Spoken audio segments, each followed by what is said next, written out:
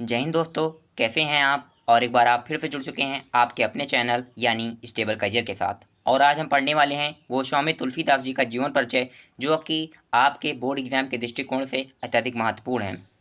और मैं इस वीडियो में आपको एक ऐसा तरीका या एक ऐसी ट्रिक बताने वाला हूं जिससे कि आप इस जीवन परिचय को पूरी तरह से कंटेस्ट कर लेंगे और अपने एग्ज़ाम में 100% अंक प्राप्त करेंगे इस जीवन परिचय को लिख करके। वो तरीका या वो ट्रिक यह है कि आपको अपने बोर्ड एग्ज़ाम की कॉपी में या जिस एग्ज़ाम में आप इनके जीवन परिचय को लिख रहे हैं उस एग्ज़ाम की कॉपी में आपको दाएं या बाएं तरफ एक छोटा सा ऐसा ब्रैकेट बना लेना है और उस ब्रैकेट में आपको उस पर्टिकुलर कवि या लेखक का एक संक्षिप्त जीवन परिचय लिख देना है। इस संक्षिप्त जीवन परिचय को ही हम लोग फ्लो चार्ट कहते हैं और आपको उस फ्लो चार्ट में उनका जन्म, उनकी मृत्यु, उनके पिता, उनके माता और उनकी महत्वपूर्ण रचनाओं को लिखना होता है। जैसे कि इनका नाम, हम यहाँ पर गोस्वामी तुलसीदास जी का जीवन परिचय लिख रहे हैं, इसलिए यहाँ पर हम इनका संक्षिप्त परिचय लिखते हैं जिसमें उनका नाम गोस्वामी तुलसीदास, इनका पूरा नाम है। जन्म विक्रमादित्य में 1554 और सन में 1532 ईस्वी। मृत्यु 1680 विक्रमादित्य और सन में 1623 ईस्वी। इनके पिता का नाम आत्माराम दुबे, माता जी का नाम मुल्फी देवी और इनकी प्रमुख के सबसे बड़ी कृति श्री रामचरितमानस।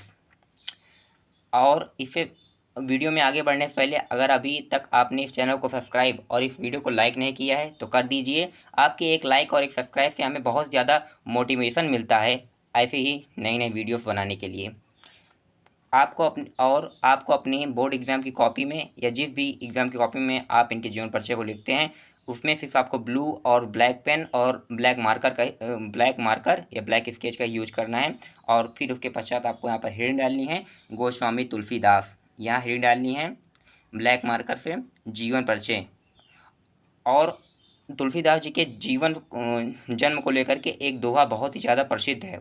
अगर उस दोहे को आप अपनी एग्ज़ाम कॉपी में सबसे पहले लिखते हैं तो एग्जामिनर का आपकी कॉपी पर बहुत ही अच्छा इम्पैक्ट पड़ता है और वह आपको पूरे के पूरे नंबर देगा, पूरे के पूरा नंबर देंगे। वह दोहा यह है कि 1554 बीसे कालिंदी के तीर, श्रावण शुक्ल सप्तमी तुलसी धरो शरीर। कि 1554 बीसे माने कि 1554 विक्रमादित्य को कालिंदी के तीर, कालिंदी नदी के तीर पर, तीर अर्थात किनारे पर, श्रावण शुक्ल सप्तमी यह डेट है इनकी जन्म की, श्रावण शुक्ल सप्तमी तुलसी धरो शरीर, तुलसीदास जी ने जन्म लिया। और उसके आगे लिखेंगे कि गोस्वामी तुलसीदास जी का जन्म संवत 1554 विक्रमादित्य और सन में 1532 ईस्वी को बांदा जिले के राजापुर नामक गांव में हुआ था। तो यहाँ पर जो इनके जीवन संबंधित महत्वपूर्ण बातें हैं जैसे कि इनका जन्म, उसे हम काली पेन से लिखेंगे और उसके नीचे से लाइन ड्रॉ कर देंगे और उसे डबल इन्वर्टेड कॉमा में करते जाएंगे।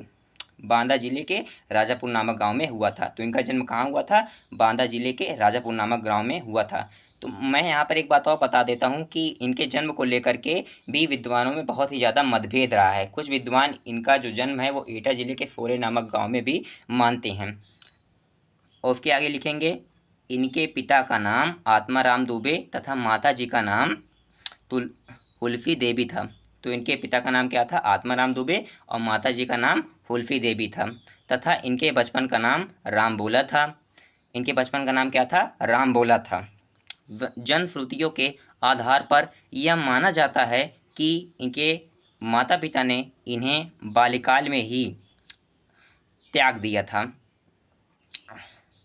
और उसके आगे लिखेंगे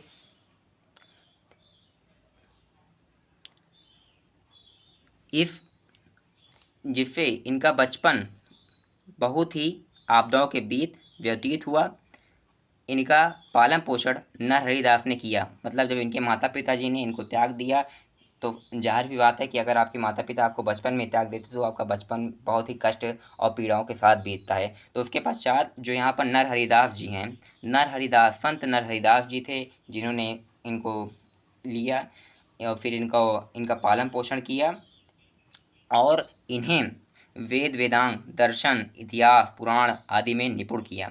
निपुण करने का मतलब है इनको पढ़ाया, मतलब नरहरिदास इनके गुरु भी थे। इसके पश्चात इनका विवाह रत्नावली नामक युवती के साथ हुआ। तो इनका विवाह किसके साथ हुआ? रत्नावली के साथ हुआ। और ये अपनी पत्नी अर्थात रत्नावली से अत्यधिक प्रेम भी करते थे, परंतु अपनी पत्नी के फटकार से ही इन्हें वैराग्य धारण हुआ। एक जनश्रुति है कि जब इनकी पत्नी अपने मायके जाती हैं तो तुलसीदास भी इनके पीछे पीछे चले जाते हैं, तो इनकी पत्नी फटकारती हैं, जिससे इनको वैराग्य धारण हो जाता है।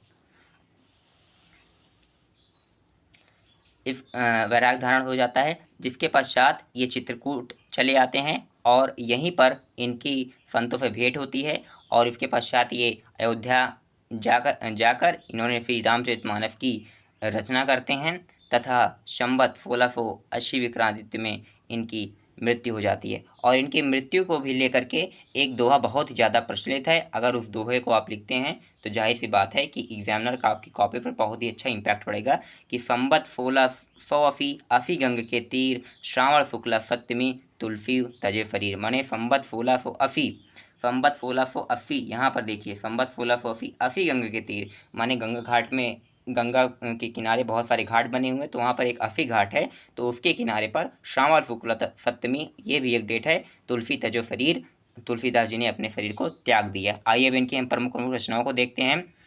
रचनाएं: श्री रामचरितमानस, गीतावली, कवितावली आदि। तो दोस्तों, अगर आपको यह वीडियो अच्छा लगा हो तो इस वीडियो को लाइक और चैनल को सब्सक्राइब करना ना भूलें। जय हिंद दोस्तों, मिलते हैं एक नई नेक्स्ट वीडियो में।